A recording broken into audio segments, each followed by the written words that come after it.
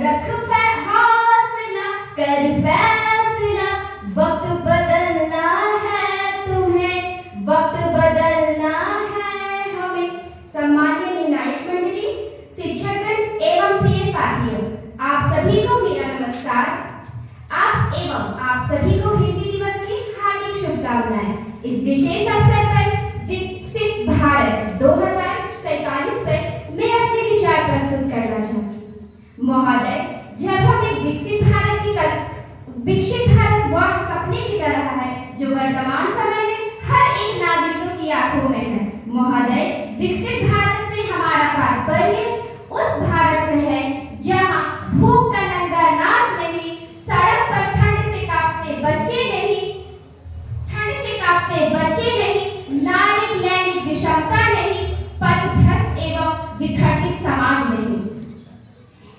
हमारे वर्तमान प्रधानमंत्री श्री नरेंद्र मोदी जी ने 15 अगस्त के शुभारंभ पर उन्होंने 5 प्रण का आह्वान किया, जिसमें से एक प्रण विकसित भारत है। विकसित भारत यह कैसे होगा? आप लोग यही सोच रहे हैं ना? ये बहुत ही आसान है, क्योंकि जब हम कदम से कदम मिलाकर चलेंगे, अपने राष्ट्र का निर्माण करेंगे, तो यह संभव है। हम वही भारत है जो पूरे विश्व में विश्व गुरु के नाम से जानते हैं। तो क्या हम खुद को गुरु बनाने वाले इस छोटे से सपने को पूरी नहीं कर सकते हैं? क्या हम जनसंख्या की दृष्टि से द्वितीय पर आने वाले लोग इस छोटे से मुकाम को हासिल नहीं कर सकते हैं? महोदय, आप सभी के समक्ष मैं एक राष्ट्र निर्माण के लिए उस लोगों को विकसित करना बहुत जरूरी है। यह तभी होगा जब आप दर्शक के रूप में या श्रोता के रूप में और नए वक्ता के रूप में और निर्णायक मंडली निर्णय लेने के रूप में अपना कर्तव्य पालन करें, तो एक दिन हमारा देश, हमारा राष्ट्र एक विकसित राष्ट्र होगा। महोदय, मैं आप सभी के समक्ष बचपन में पढ़ी एक कहानी प्रस्तुत करना चाहती हूँ। प्यासा कौवा। प्यासा कौवा के बारे में तो सभी जानते हैं। उसे प्यास थी, तब वे घड़े में गए और छोटी छोटी पीटी उस मटके में डाले ताकि पानी ऊपर आए और उसे पीकर उसकी प्यास बुझ सके। तो हमें ठीक उसी प्यासी कौवे की तरह अपना लक्ष्य या फिर अपना प्यास विकसित भारत को मानना है। छोटे छोटे तिनके की तरह छोटे छोटे कदम रखना है, तभी तो जाकर हम अपनी प्यास बुझा पाएंगे, हम अपने राष्ट्र को एक विकसित राष्ट्र कर पाएंगे। महोदय, विकसित राष्ट्र के लिए मैं 3 दृष्टिकोण आप सभी के समक्ष रखना चाहूंगी।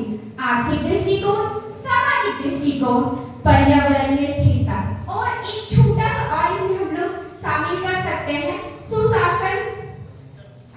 आर्थिक दृष्टिकोण, इसमें यह नहीं है कि हमारे दर्शक के बीच में से हर एक इंसान टाटा या अंबानी या मुकेश अंबानी हो। महोदय, आर्थिक विकास से हमारा अर्थ है इस लाइन में, इस कतार में खड़े प्रत्येक व्यक्ति को या फिर सबसे अंतिम वाले व्यक्ति को अपने जीवन यापन करने के लिए पर्याप्त भोजन, घर और स्वास्थ्य जीवन हो।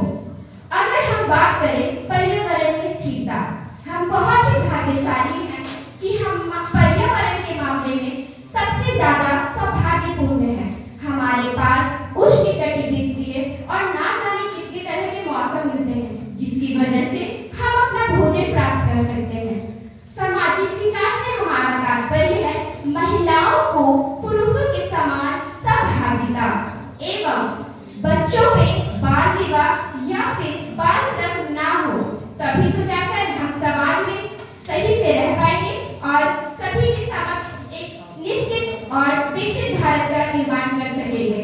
सुशासन शासन, अर्थात सु मतलब अच्छा, शासन मतलब शासन चलाने वाला।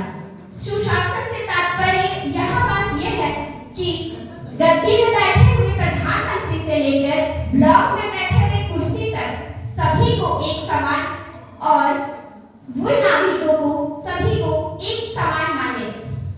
महोदय, यह हमें कहते हुए गर्व है कि हमारा राष्ट्र, हमारा देश एक युवाओं का देश है।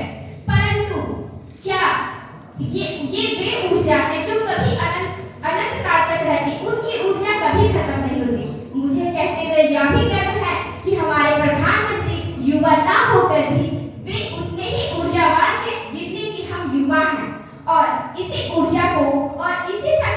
अपना हथियार मानकर हम एक लंबी उड़ान भरने को तैयार